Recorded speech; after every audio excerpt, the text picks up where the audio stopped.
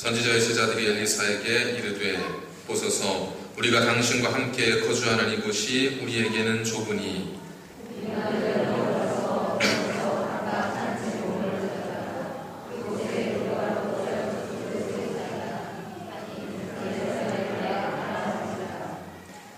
그 하나가 이르되 청하건대 당신도 종들과 함께 하소서 하니 엘리사가 이르되 내가 가리라 하고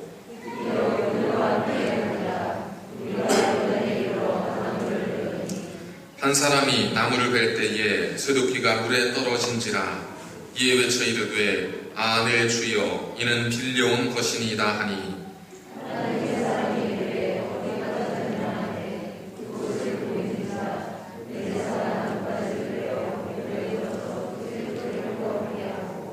이르되 너는 이것을 그것을 집으라 하니 그 사람이 손을 내밀어 그것을 집으니라. 아멘.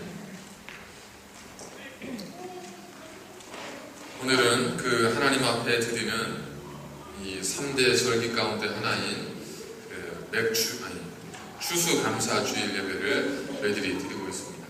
이스라엘 백성들은 하나님께서 그 명령하심으로 첫 번째 6월절, 무교절 이 절기를 지키게 하셨고 그 다음에 오순절, 77절 우리가 치면 이제 맥주감사주일이 되겠죠.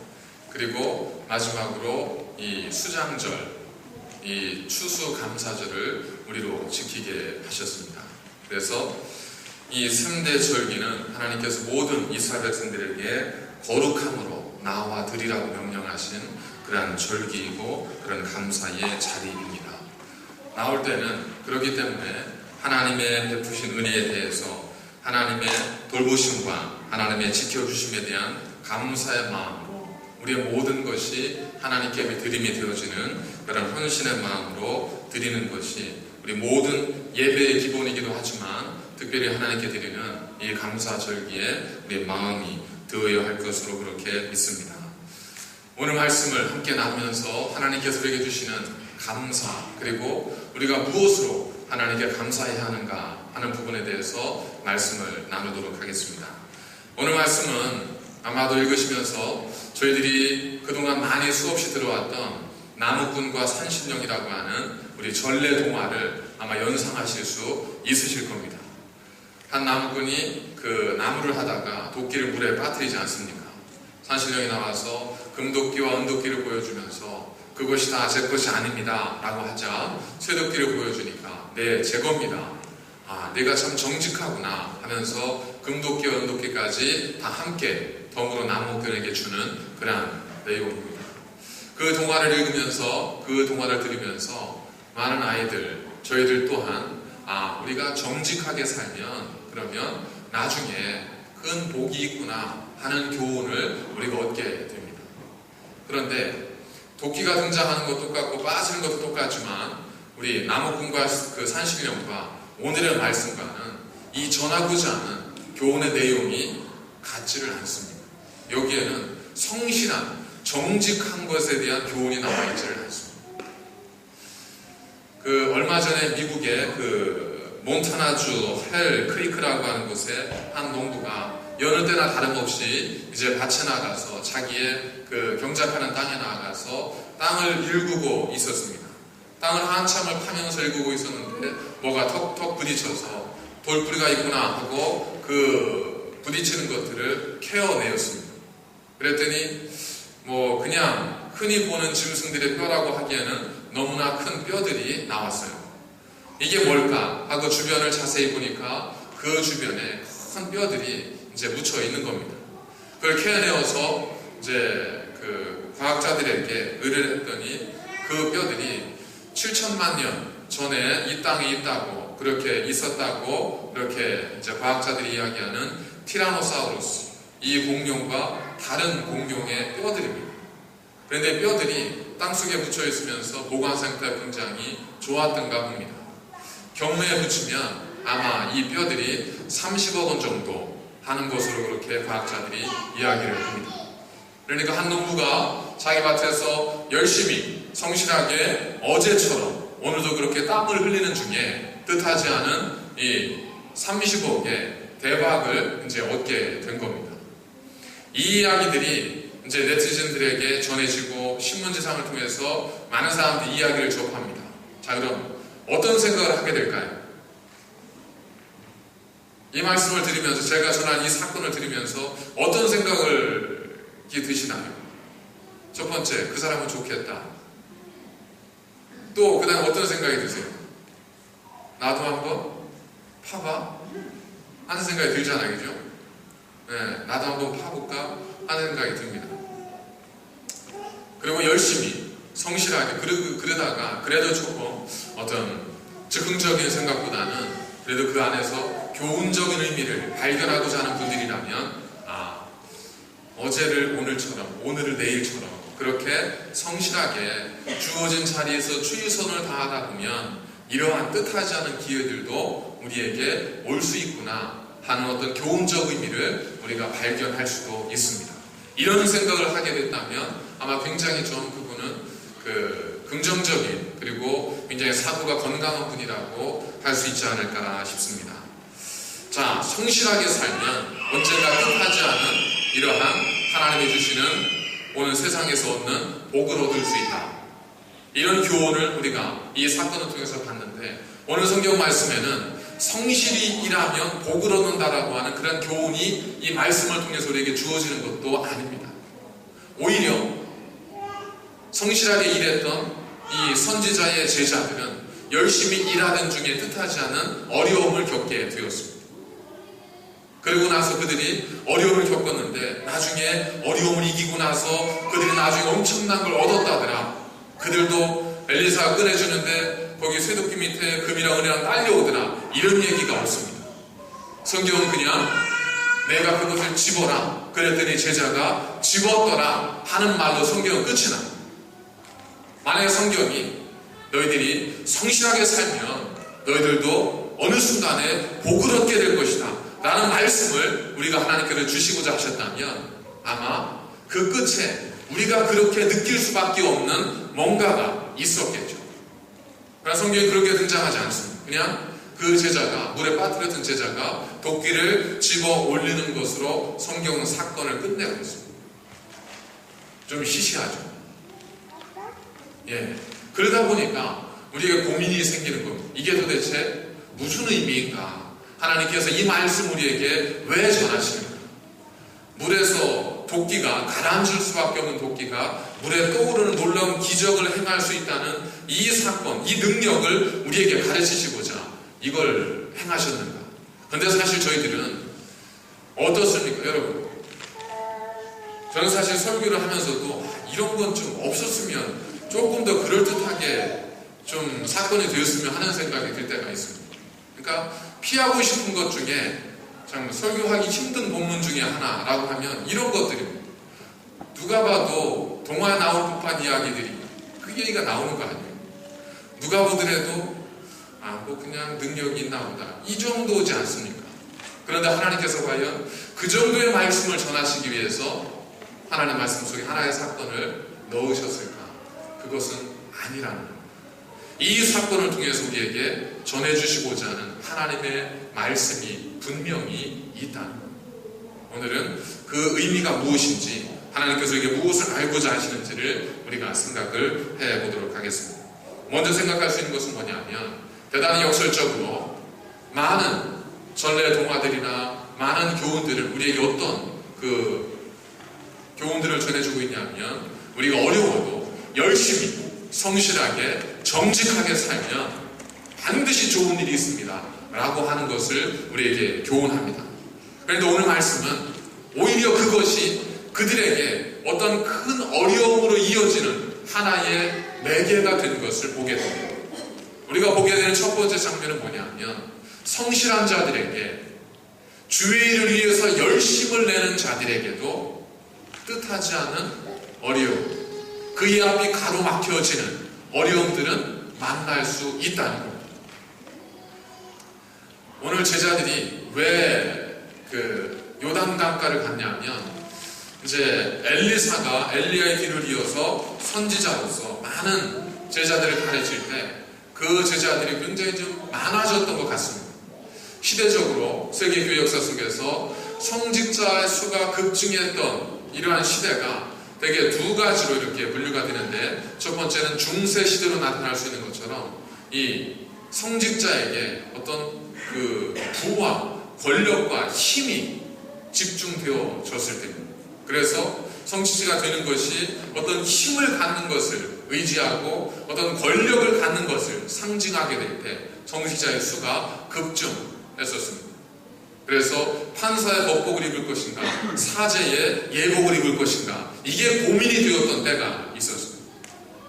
그 시대에는 성직자는 급증했지만 나타나는 현상은 성직자들의 타락과 부도덕함을 통한 하나님의 교회의 영적 쇠락이었습니다.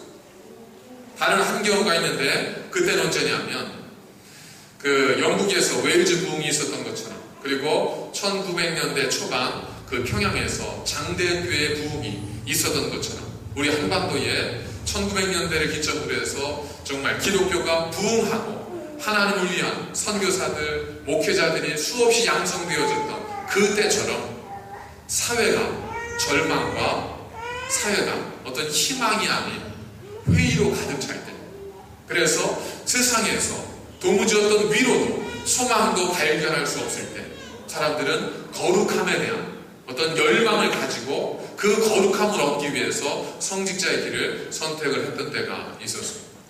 아마 시대적으로 보면 이 엘리사가 활동하던 시대는 그 선지자들이 힘을 가지고 권력을 가졌던 시대가 아니었던 것을 생각해보면 후자의 경우가 아니었나 싶습니다. 그만큼 선지자 엘리사의 영적 영향력이 대단했던 그러한 시대였었습니다. 그래서 많은 사람들이 이 엘리사를 보고 나도 선지자가 혹은 나도 하나님의 일을 하면 좋겠다 하는 마음으로 몰려들었던 때였습니다. 그들이 몰려오다 보니까 우리는 하지 않은 고민을 하게 되는 겁니다. 우리는 이 자리를 어떻게 채우나 고민하지만 이 엘리사의 신학교는 사람이 많아서 이게 도저히 어떻게 하나, 사람들을 채울 수가 없는데, 사람들을 함께 이렇게 그 수용할 수가 없는데 어떻게 하나 하는 고민이 되기 시작하는 겁니다. 그것도 엘리사가 하는 고민이 아니에요. 거기에 있는 제자들이 스스로 하는 고민입니다. 그리고 제자들이 모여서 논의를 합니다. 야, 우리가 지금 보니까 우리 스승님과 우리 모두가 함께 생활하기에는 너무 부족하다. 그러니 우리가 좀 나아가서 나무를 베어서 우리가 신학교를, 우리 건물을 하나 만들어서 거기에서 넘쳐나는 제자들이 생활할 수 있도록 그렇게 하자. 자, 어떤 마음이에요? 자원하는 마음입니다. 어떤 마음이에요? 내 삶을 헌신하는 마음입니다. 그 마음을 가지고 이 제자들이 요단강으로 간 겁니다. 길갈에서 요단강으로 건너가서 거기에서 나무를 베어가면서 이제 신학교를, 거처를 짓고 있었던 겁니다. 그런데 그런 마음이라면, 그런 열정과 헌신과 그런 순수한 동기와 목적이라면 하나님께서 도와주셔도 시원치 않을 판에 오히려 그런 주를 향한 열정을 가지고 일하는 그 제자들에게 뜻하지 않은 어려움이 생긴 겁니다. 그게 뭐냐면 도끼가 물에 빠진 겁니다. 그 당시에는 이 주전 900년, 800년 요 정도 되었었으니까 철기 문화가 이렇게 굉장히 보편화된 때는 아니었었거든요. 그래서 도끼는 이게 각 가정마다 가지고 있을 수 있는 것이 아닙니다. 선지자들이 모여있는 곳이라면 그래도 하나 정도 있을 법도 했는데, 이 도끼 하나가 이 엘리사의 그 선지생들이 모여있는 공간은 도끼 하나가 없었습니다. 그래서 이걸 누군가에 가서 빌려왔던 겁니다. 빌려다가 나무를 벌목을 하고 있었는데, 다른 사람 거라 그런지 어쩐지는 몰라도 나무를 열심히 베는 중에 도끼에 자루에서 이 도끼가 빠져서 물에 퐁당 빠져버린 겁니다. 하나님께서 도와주셔도 시원치 않은 판에 하나님께서 이것저것으로 채워주시고 사람을 보내주시고 모든 물질을 채워주시고 형통케 하셔도 부족할 판에 오히려 그들이 뜻하지 않은 어려움을 겪게 됩니다.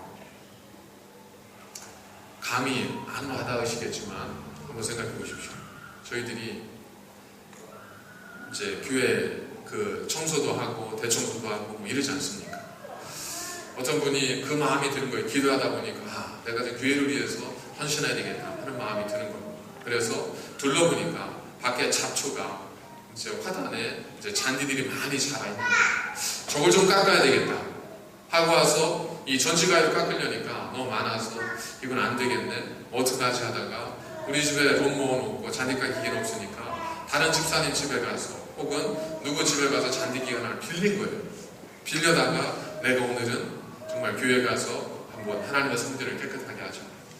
빌려다가 잔디를 깎고 있는데 한참 깎고 있는데 갑자기 돌 하나가 안에서 탕 튀더니 이 잔디 안에 있는 날이 탁 부러지고, 부러지면서 이게 막 돌다가 엔진이, 과일에 대해서 엔진이 이제 타버렸어요. 교회 일하다가 빌려온 논모 잔디깎기 기계가 타버렸습니다. 자, 그런 상황이라면 그럼 어떠시겠어요? 그런 상황이라면 어떤 마음이 드시겠어요? 그냥 하는 대로 할 걸 괜히 안 하던 짓 하다가 꼭 사단을 낸다고 그렇게 하실 수도 있고, 참 하나님도 참 뭐 처음에는 논모만 보다가 잔디깎기 기계만 보다가 나중에는 하나님도 참 너무하시지, 내 집 깎겠다고 남의 거 빌려온 것도 아니고 하나님의 전 깎겠다고 빌려왔는데, 아니 이렇게 하시면 나도 지금 잔디깎기를 못 사고 있는 형편에 이걸 빌려온 사람에게 사서 줄 형편이 됐으니 얼마나 기가 막히고 얼마나 황당하겠어요. 그런 상황입니다. 그런 상황이라면 누구라도 다시는 뭐 빚내서 뭐 하고 싶지 않겠죠. 누구라도 다시는 이 마음 품지 않겠죠. 이분이 어떻게 우여곡절 끝에 이걸 잘 수리하고 누가 도와줘서 잔디깎기 기계를 잘 고쳐서 돌려줬다 생각해보세요. 그 다음부터 이분이 뭐 비슷한 일이라도 하려고 하겠어요? 절대 안 하죠. 그냥 가만히 있죠. 그래, 가만히 있는 게 중간 가니까 가만히 있을 겁니다. 그런데 우리가 살아가다 보면 주를 위해 충성을 다하고자 할 때, 하나님이 기뻐하시는 일을 하고자 할 때, 누군가를 돕고자 할 때, 우리가 선한 동기와 목적으로 무엇인가를 하고자 할 때라 할지라도 때로 우리가 생각하지 못했던 이 뜻밖의 어려운 일들을 우리가 얼마든지 당할 수 있다는 겁니다. 성경은 이것을 우리에게 먼저 가르쳐주고 있습니다. 그렇기 때문에 뭐예요? 우리가 설령 주를 위해 봉사하고 좋은 일, 선한 일을 하다가 혹 뜻하지 않은 어려운 일을 당하셔도 걱정하지 마십시오. 하나님이 여러분을 떠난 것이 때 아닙니다. 하나님이 여러분들을 징계해서도 아닙니다. 하나님이 여러분들을 채찍질하셔도 아닙니다. 왜 그런가? 오늘 말씀 우리에게 전해주고 있습니다. 이 일이 벌어졌습니다. 자, 여러분 같으면 그 일이 딱 벌어지면 어떻게 하시겠어요? 주변에 나와 같이 일하고 있는 분들이 이렇게 몇이 있었어요. 그러면 어떻게 하시겠어요? 그런 순간 일단 어쩔 수 없으니까 내려놓고 누군가가 이야기를 할 거 아니에요. 자, 이 제자가, 선지생도가 도끼가 물에 딱 빠지는 순간, 그 정말 다급하고 당황스러운 순간에 그가 뭐라고 얘기했는지 아세요? 아, 네 주여, 이는 빌려온 것입니다. 참, 얼마나 절묘한 조화예요. 아, 네 주여는, 이건 정말 얼마나 거룩한 고백이에요. 그죠? 근데 그 뒷말이 뭐예요? 이거 빌려온 건데요. 얼마나 이 성과 속이 이제 얼마나 잘 조화를 이루고 있어요.